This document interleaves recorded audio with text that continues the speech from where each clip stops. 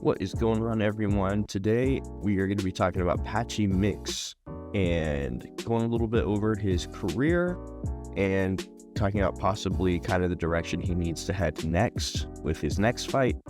And yeah, let's go ahead and get into his career. First off, his fight history, we have it here on the ESPN website here. Gotta be honest, I don't know a lot of these guys on here, but let's go from 2020. He lost to Juan Archuleta, who is 29-7, not a terrible record.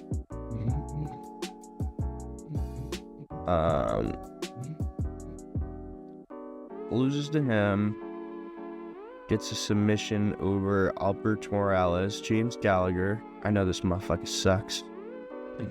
He's 12-3, barely fights. He's absolute booty cheeks. Submitted him, not a big surprise. Kyoji Hiragochi, we all know about him. He was about to come to the UFC after he got kicked out, and now he's back again. He's gonna have a debut, but I think he ended up getting injured.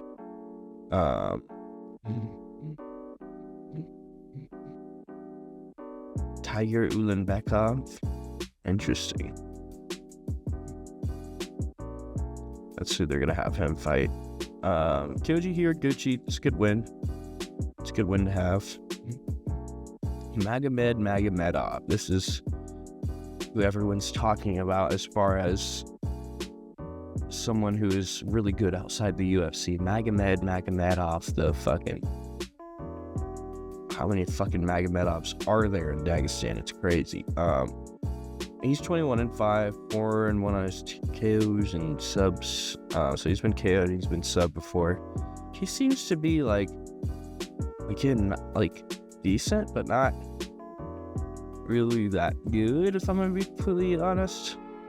We all know Sergio Pettis, Anthony Pettis' little brother, little clone twin. He actually just got a knockout over Magomedov, so I don't know what that says about them. Beat Rafael Stotts, and Rafael Stotts is also not too bad, but it's at the same time, you're fighting the other bottom feeders of Bellator and PFL. Not to call these guys who are fighting championships bottom feeders, but when you compare it to the UFC, I mean, shit, you might as well be. It is crazy to see the level of skill in the UFC compared to these other organizations, PFL and Bellator. And yeah, man. I mean, he's been winning most of his career. This is kind of a rare situation for him to go back-to-back losses. His only other loss is a decision loss to Juan Archuleta. And that was in 2020, and then this year he's just been on a losing streak.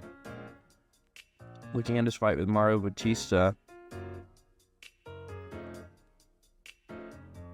Mario Bautista is pretty fucking underrated, honestly. 16-2, that's a really good record. And then Jacob Klax, if they even have his shit up here, and honestly, he's pretty fucking good too. 17-3, former KSW champion. These definitely aren't good losses if you're talking all that shit where you're gonna be like, hey, I'm gonna take on everyone. Let's see if there's any articles about him.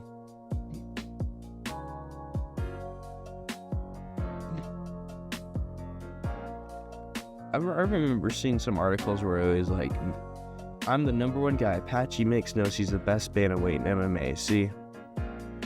Can't be saying shit like that and then losing to Jacob Wilcox and fucking Mario Bautista. It's just not good. So, honestly, as far as fight history goes, it's not too terrible. Jacob Wilcox was really not a good loss, though. He really needed to step that one up and try to get a finish and do a little bit more on that one, because if he loses another one, shit, it's really not looking good for him in the UFC. Really not looking good. 20-3 though is not terrible. That's not a terrible record. Honestly, it's pretty okay, pretty good, pretty decent for the most part. I've seen worse. seen a lot worse. If he was like 20-15, we'd be like, all right, this guy, let's get him out of here. But he still has these wins: Magomedov, Sergio Pettis, and Rafael Stotts, and Kyoji Horiguchi. This is what's keeping him relevant right now, because these guys are supposedly also top 5, top 15 material in the bantamweight division of UFC. Supposedly, we haven't seen them. We haven't seen Magomedov. Sergio Pettis got kicked out of the UFC. Kicked out, more like released, I guess. Not entirely sure. Rafael Stotts got spinning backfisted by Merab in a fight that he was supposed to win to get onto the UFC. So yeah, no, it's been a little interesting for Patchy Mix and his past opponents.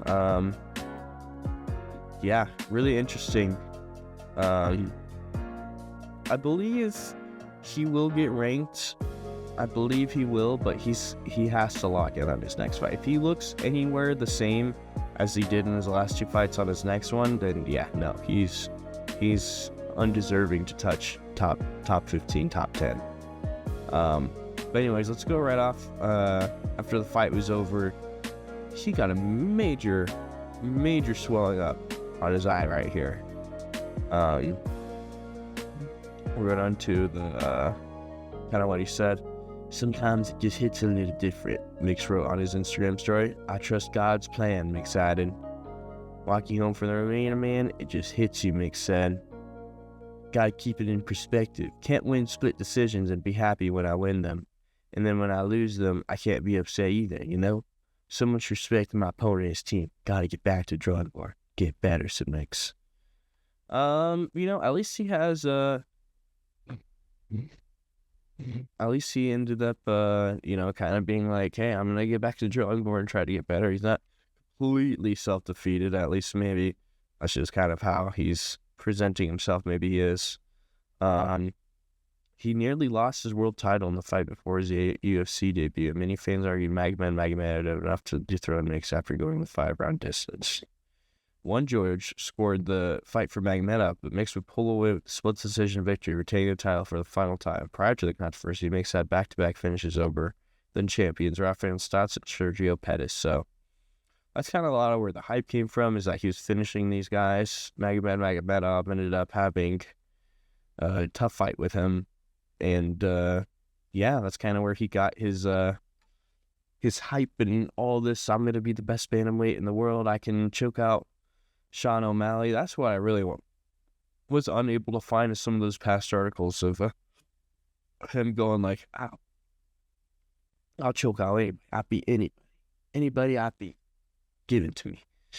But yeah, I just wanted to go into his UFC page as well, just to show, like, you know, we got the 2 losses here, both by decision, both. But the Batista fight, he was getting pieced up, worked up a decent amount. The Woodcocks fight, I'm gonna need to rewatch, honestly, but I was leaning more towards Patchy Mix, but at the same time, it's like, dude, if you're talking all this shit like you're gonna be the best guy of all time, just absolutely dominate anyone, no one's gonna stand a chance against you. You need to be taking these 2 guys out by KO or submission in like round 1 or 2. I can be completely honest. But I already read this, honestly.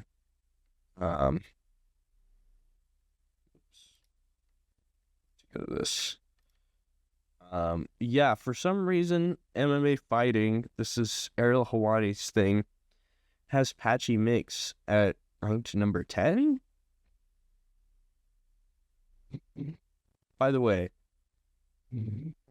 take out Kyoji Horiguchi, take out Sergio Pettis, take out Rafael Stotts, put just the top 15 of the UFC on here.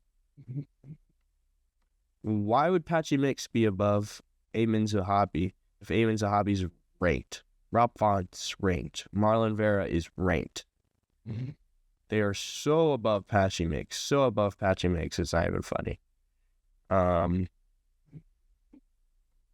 Yeah, this is just terrible. I even commented too, Patchy better be off that fucking list. Are you kidding me? Like, dude, he shouldn't be on anyone's top 15, top 10 bantamweight list right now, if I'm going to be completely honest with you. He's got to earn that spot back. And I think for Patchy's next fight, try to think of all the... Is that the next? This is the next one. Wow. Where's the 135 view athletes? Filters, bantamweight. Let's find all of what could be. Let's find his next opponent. Honestly, Ray Borg would be a good fight for him.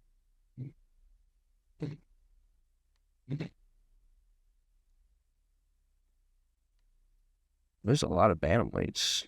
John Dodson isn't here anymore, though.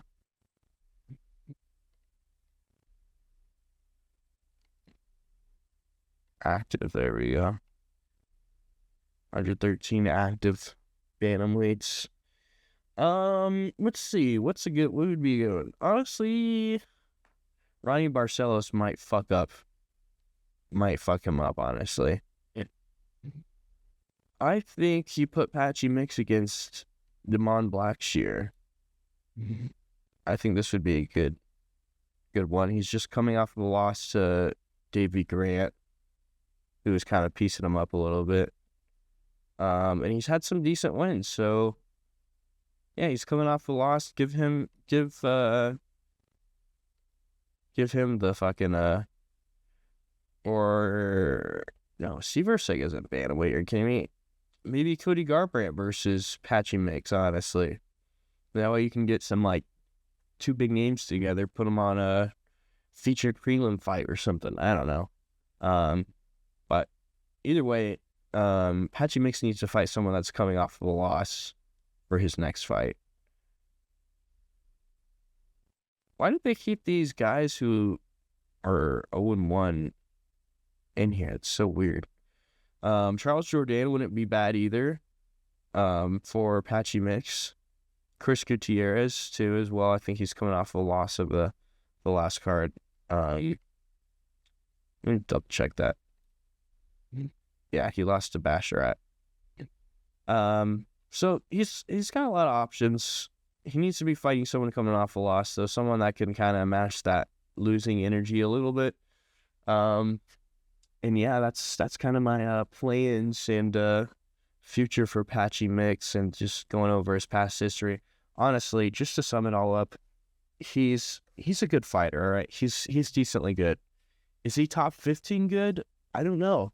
I think this next fight really is going to be that determining factor. If he loses to a guy coming off of a loss that's not ranked, he seriously needs to reconsider if he's going to fight in the UFC anymore, or if he's going to go back to PFL and be a champion again.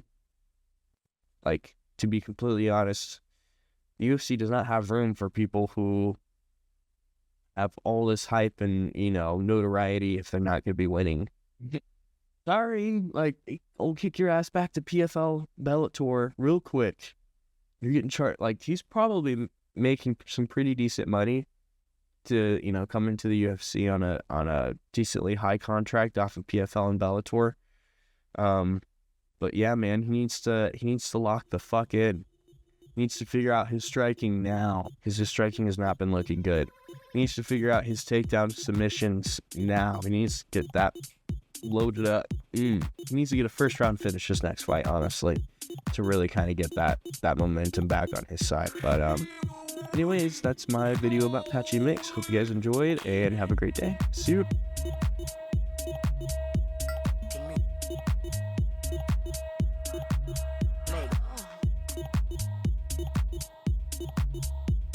Give